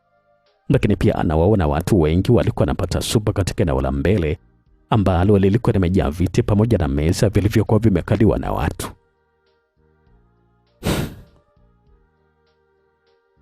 Kwani sasa hivi itakuwa ni saa ngapi? Alikuwa anajiuliza pale swali. Inspekta Maya anarejea tena mezani na kuchukua simu yake na kutazama muda. Anaona kwamba ilikuwa ni saa 1:15 za asubuhi, kwa maana kwamba alikuwa amelala muda mfupi sana. Na huyu atakuwa anafanya kitu gani? Kwani ameshapona tayari au? Alikuwa anajiuliza pale tu maswali Inspekta Maya, na huku alikuwa anafuata mlango na kufungua na kutoka nje. Inspekta Maya anapotoka nje anakutana na mhudumu. Nilikuwa nadhani kwamba bado umelala dada, nikuletee chai au? Alikuwa anauliza pale swali mwanamke mmoja mhudumu wa pale. Ndio, niletee chumba nambari 14. Alikuwa anajibu vile Inspekta Maya, na huku alikuwa anatoka kwenye chumba nambari 15 na alikuwa anafuata mlango wa chumba nambari 14. Lakini pia wakati huo, msikilizaji, tayari katika upande wa nje Faridi alikuwa anamshusha Aziza mbele ya hoteli hii ya Makimakuruga. Sasa mimi nitakuwa maeneo haya na waletea madogo mayai. Alikuwa anazungumza pale Faridi wakati anaagana na Aziza. Sawa basi, na mimi sikai sana. Na mtazama tu huyu mwanamke na kisha na kwenda nyumbani. Alafu nitakupigia simu. Alikuwa anazungumza pale Aziza na kisha wakaachana, na Aziza alikuwa anaingia katika jengo la hoteli. Faridi yeye anaegesha bodaboda yake katika sehemu nzuri, na kisha anakwenda kwenye meza moja pale nje. Anaagiza supu, na huku macho yote yalikuwa katika upande wa mlango wa hoteli. Wakati huo Aziza naye alikuwa anatembea kuingia ndani ya hoteli. Moja kwa moja anaelekea katika ofisi ambayo inahusiana na vyumba.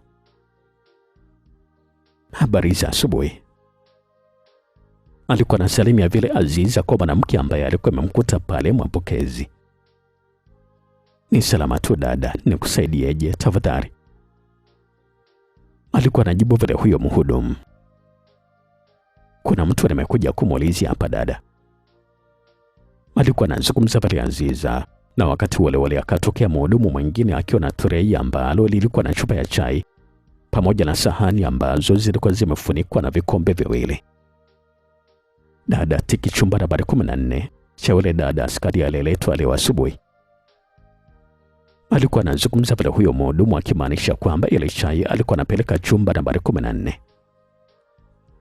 Sawa, kuna shida, anazungumza pale huyu dada wa vyumba kabla hajamgeukia Aziza.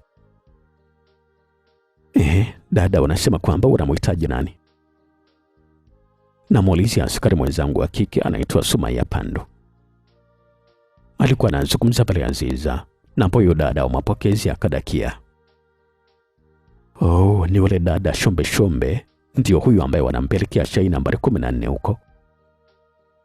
Sawa basi, waacha amalize kuanza kunywa chai na mimi nikapate supu mara moja.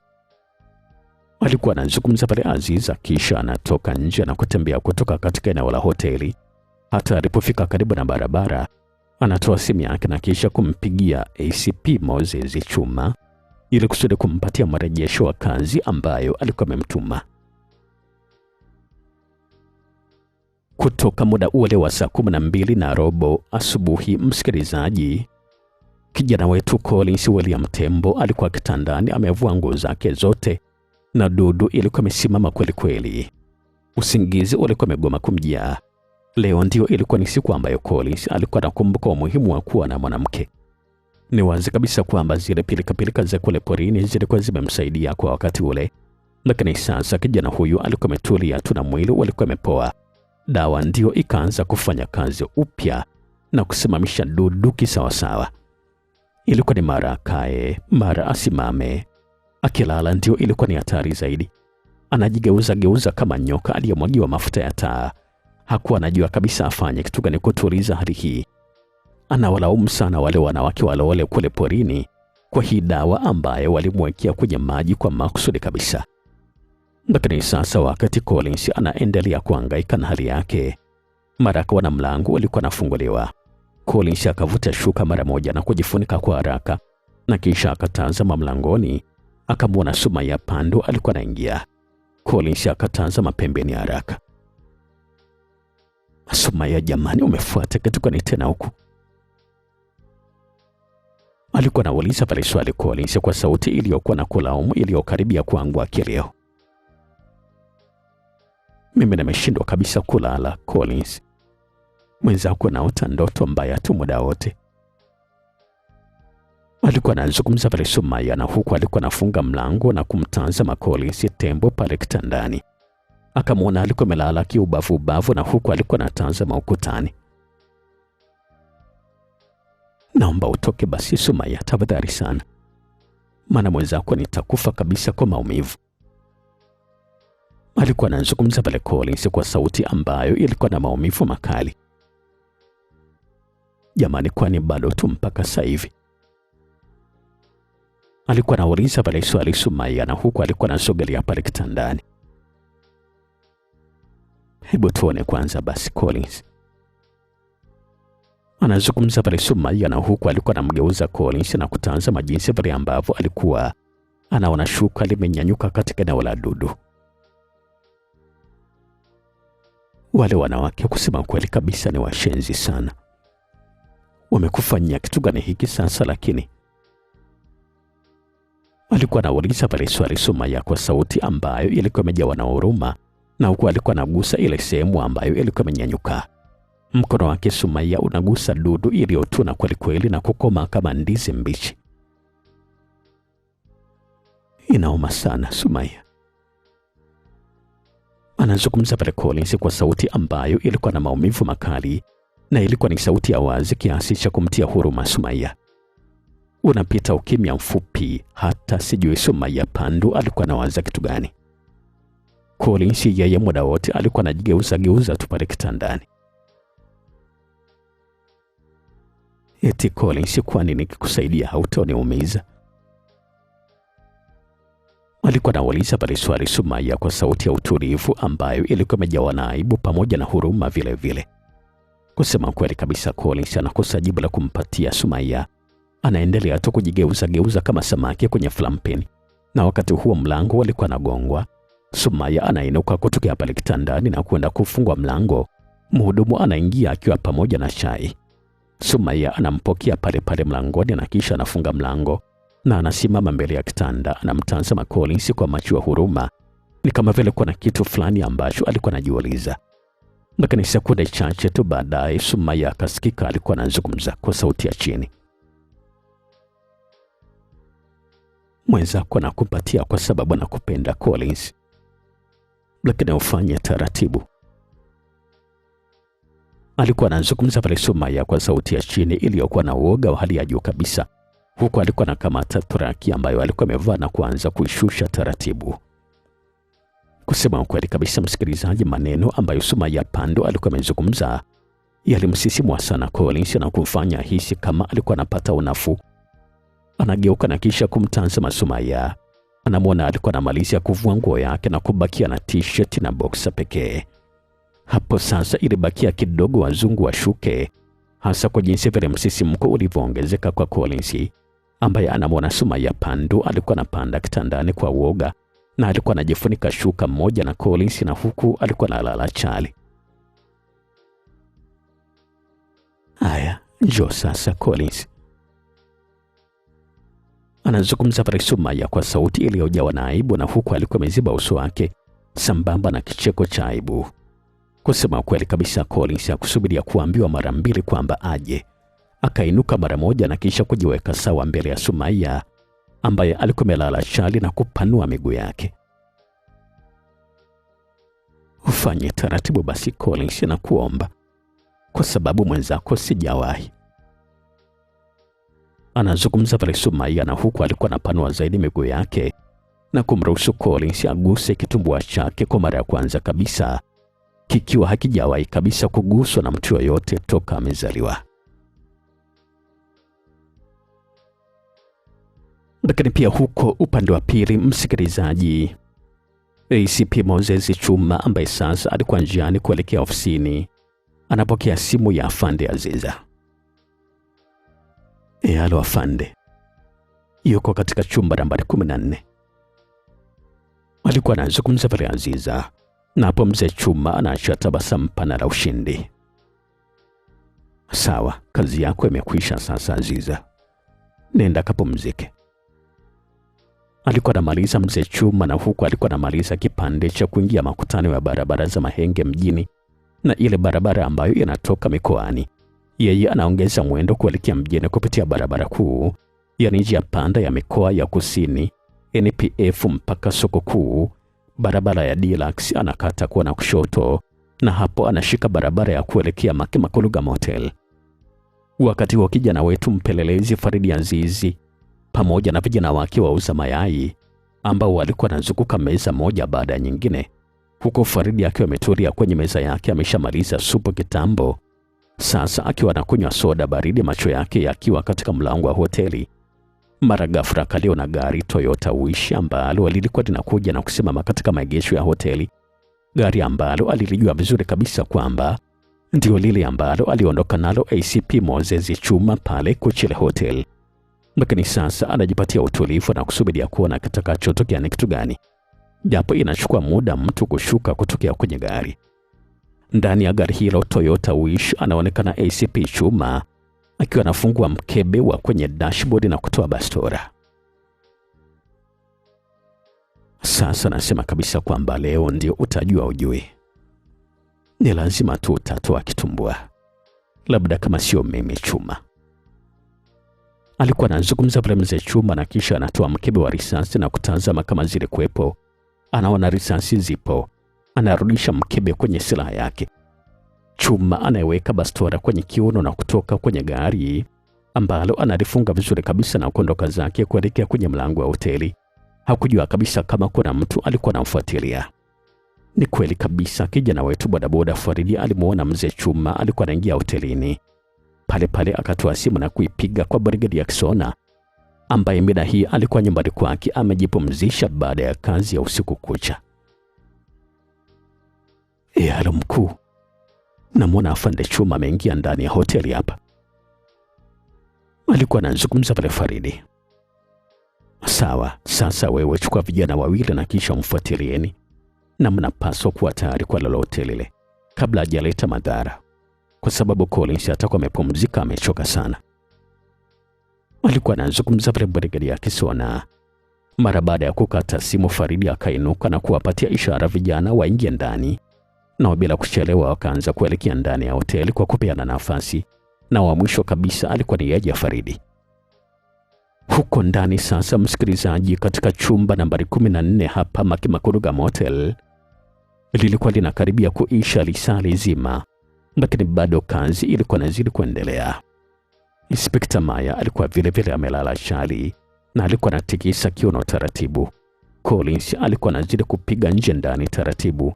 Shuka lilikuwa limelowana damu na kutupa pembeni, huku mezani chai ilikuwa vile walikuwa hawajanywa.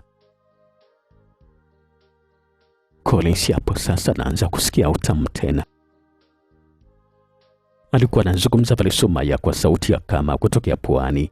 Alikuwa anaonyesha dalili zote za kwamba alikuwa anasikia utamu na alikuwa anaanza kufurahia tendo mara baada ya ugumu na hali ngumu ambayo ilikuwa imetokea mwanzo.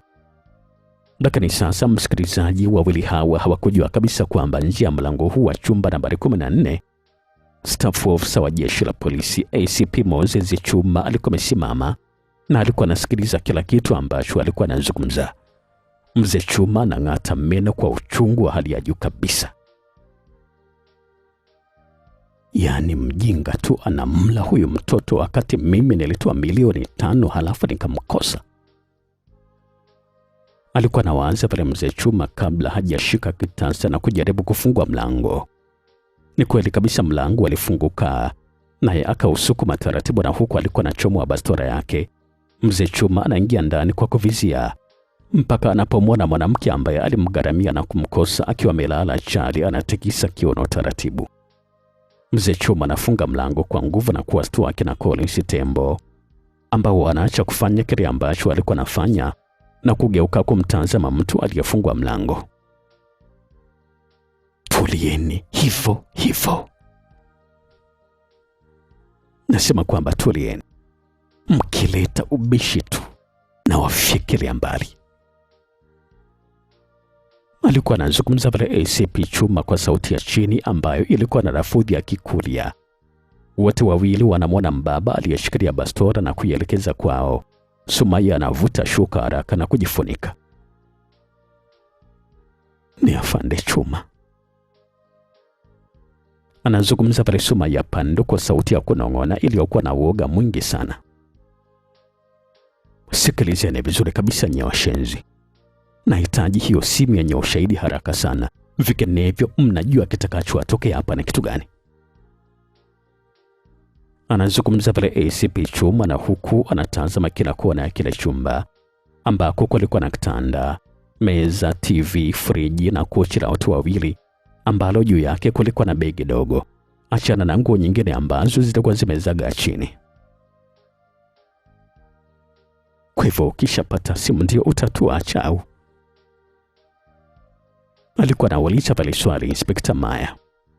Ukinipatia simu ya ushahidi mengine tutajua mbele ya safari, lakini kwanza nahitaji unipatie simu mara moja. Alikuwa anazungumza pale ACP Chuma ambaye bado alikuwa ameelekeza bastola pale kitandani. Sawa basi, wacha nimpe, lakini naomba utuachie. Alikuwa anazungumza pale Collins na huku alikuwa anainuka kutoka pale kitandani kama alivyozaliwa. Licha ya dhama hii ya kuvamiwa ambayo alikuwa nayo, lakini bado Dudu ilikuwa imesimama dede. Msikilizaji, nasema kwamba kuachia ni jambo jingine, lakini kwanza nahitaji simu yenye ushahidi. Alikuwa anazungumza pale Mzee Chuma kwa sauti ya ukali na huku alikuwa anamtazama Sumaya kwa macho ya uchu. Collins anasogea kwenye begi ambapo pia palikuwa na nguo ambazo alikuwa amevaa jana. Inspekta Maya anashindwa kabisa kumwelewa Collins ni kitu gani ambacho alikuwa anataka afanye. Maana simu ambayo ilikuwa na ushahidi haikuwepo mahali pale, bali ilikuwepo kule chumbani kwake nambari 15. Sasa Collins alikuwa anahitaji kumpatia simu gani? Ama ndio kusema kwamba alikuwa anataka kumpatia simu yake? Na wewe malaya, alisha kukupatia mamilioni ya pesa na kukufanyia yote ambayo nilikufanyia, lakini ukaniacha na kumpatia huyu muhuni kitumbua, si ndio? Alikuwa anazungumza pale Mzee Chuma na huku alikuwa anamtazama Sumaya na bastola alikuwa ameelekeza kwa Collins Tembo. Kusema kweli kabisa, mzee Chuma alikuwa anatamani kumtoa nje Collins ili kusudi na yeye afaidi tundu la mwanamke huyu mrembo ambaye alisha kujifunika shuka, lakini baadhi ya sehemu za mwili wake zilikuwa wazi na kuendelea kumtamanisha. Na hivi kwa nini mzee umekuja kukatisha starehe za watu kwa kitu ambacho hakiwezi kabisa kukusaidia? Alikuwa anauliza pale Collins, swali ambalo lilimshtua sana na kumchukiza mzee Chuma ambaye aligeuka kwa ghadhabu. We mshenzi, nasema kabisa kwamba nitakulipua sasa hivi. Hebu leta hiyo simu mara moja. Simu haitaweza kabisa kukusaidia mzee. Unaonaje kama ukisali sala zako za mwisho? Alikuwa anazungumza pale Collins Tembo kwa sauti ya kama utani, huku mkono wake ulikuwa unapekua suruali yake. Hivi kijana, unadhani kwamba mimi natania, si ndio? Alikuwa anazungumza pale mzee Chuma, na huku alikuwa na koki bunduki yake na kupeleka risasi kwenye chemba. Lakini sasa, kabla hatajamaliza kile ambacho alikuwa anafanya, tayari mkono wa kijana wetu Collins ulishachomoka kwenye suruali ukiwa na kisu ambacho kilikwenda kukita kwenye mkono ambao alikuwa ameshikilia bastora na kusimama kwenye mgongo wa kiganja. Nusu ya kisu ilikuwa ndani ya kiganja cha mkono huo wa kulia. Bastora pale pale ilimtoka mzee Chuma na kuanguka chini. Mzee huyu, kwa kujua kwamba alikuwa anapambana na askari ambaye alikuwa na mafunzo ya hali ya juu kabisa, akainama mara moja na kuiokota bastora akijua kwamba kama atazuba basi atakufa. Lakini sasa ile anainama tu hakufanikiwa kuinuka. Tayari alikutana na ngumi nzito ya kilo 500 iliyotua sawia katika shavu lake la kushoto na kumbamiza chini akiwa anagonga kichwa sakafuni. Mzee Chuma anajitahidi kujinoa, lakini sasa anashindwa. Anamwona kijana Collins alikuwa anaokota bastora, anatoa mkebe wa risasi pamoja na ile risasi ambayo ilikuwa imekwenda shemba. Sikiliza basi kijana, mimi naamini kabisa kwamba tunaweza kuzungumza na tukaelewana. Alikuwa anazungumza pale ACP Chuma kwa sauti ambayo ilikuwa imezidiwa na damu ambazo zilikuwa zimejaa mdomoni. Wewe ulishamaliza kuzungumza na sasa ni zamu yangu kuzungumza. Aliyekuwa anazungumza hivyo alikuwa ni Sumaya Pandu ambaye sasa alikuwa anavaa tracksuit yake. Naomba mnisikilize kidogo tu jamani, tafadhali sana. Ulishazungumza tayari mzee. Sasa nasema kwamba ni zamu yangu kuzungumza. Alikuwa anazungumza pale Sumaya, na huku alikuwa anampiga teke la usoni pale pale chini ambapo alikuwepo. Na hilo teke ni kwa ajili ya kunikatizia utamu wangu. Alikuwa anazungumza pale Sumaya Pandu ambaye alimwongezea mzee Chuma teke la korodani. Na hilo ni kwa ajili ya kunichungulia. Alikuwa anazungumza pale Sumaya, na wakati huo mlango ulikuwa unasukumwa kwa nguvu. Wakaingia wanaume watatu kwa kupeana nafasi, lakini ile kufumba na kufumbua tayari Collins alishamshika mmoja na kumpa kwenye bastora. Ikabakia kidogo tu amchome kisu. Sisi ni wenzako tafadhali. Alikuwa anazungumza pale kwa haraka Faridi Azizi, na wakati ule ule mzee Chuma akawa anatumia hiyo nafasi kukimbia, akijua wazi kabisa kwamba kama atafanikiwa kufika nje wasingeweza kabisa kufanya chochote na yeye angekataa kabisa makosa. Lakini sasa ile bwana Chuma anagusa kizingiti cha mlango tu ili kusudi atoroke. Tayari risasi 2 kwa kila bastora zilishapasua mapaja ya ACP Chuma ambaye alitupwa mita kadhaa mbele na kujibwaga chini kama furushi la mihogo. Simu pale pale ilipigwa kituoni. Askari wa jeshi la polisi wanakuja na kumchukua ACP Moses Chuma ambaye anakimbizwa hospitali mara moja, huku anafanyiwa operesheni ya dharura na kukatwa miguu yake yote miwili akiwa anauguza majeraha, na huku anasubiria hukumu yake kwa makosa mbalimbali. Mpaka siku hii ya leo, katika huu mwezi wa 3 mwaka 2026, msikilizaji, Collins Tembo pamoja na Sumaya Pandu wanaishi pamoja Dar es Salaam kama mke na mume, kwa maana kwamba walishaoana kisheria ikiwa ni ndoa ya kiserikali. Inspekta Maya aliacha kazi ya upolisi na sasa ni mama wa nyumbani. Anaishi vizuri kabisa na mumewe Collins Tembo ambaye yeye anaendelea tu na kazi yake ya jeshi kama kawaida, na sasa ana cheo cha luteni alichopewa na kuhudhuria mafunzo ya cheo hicho ambacho hukabidhiwa na Mheshimiwa Rais wa nchi. ACP Moses Chuma yeye alifungwa miaka 7 gerezani kwa kusaidia uhalifu, huku mwenyekiti Johnson Buma pamoja na mdogo wake Obris Buma wakifungwa maisha kwa kujihusisha na uuzaji wa silaha, uvunjifu wa amani na kuhusika katika utekaji na mauaji mengi sana katika mkoa wa Ruvuma. Msikilizaji, ungana tena nami katika simulizi ijayo hapa Simulizi Mix. Mimi Felix Mwenda utanipata kwa 0766 47 48 57. Lakini pia mtunzi wetu wa simulizi Edgar Mbogo yeye utampata kwa nambari yake ya simu ya 0743 632 247.